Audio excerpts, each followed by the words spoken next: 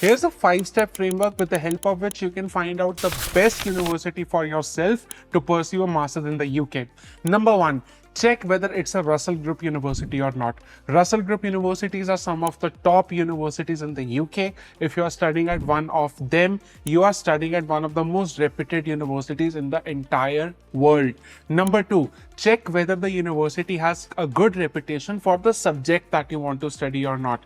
So for that, you can go on the QS subject-wise rankings and find out whether your university ranks well for that subject or not.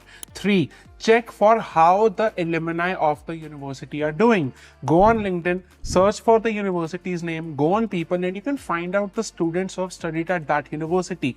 They will be able to tell you, and looking at their profiles, you will get to know whether that university is worth going to or not. Number four, check for networking opportunities. Check whether a lot of international students study at that university or not. Students from US, UK, Canada, Europe, etc. Whether they study at that university or not. For this, you can go on the HESA's website. Last but not the least, check for the location of the university. Do not go to a university which is in a very secluded city.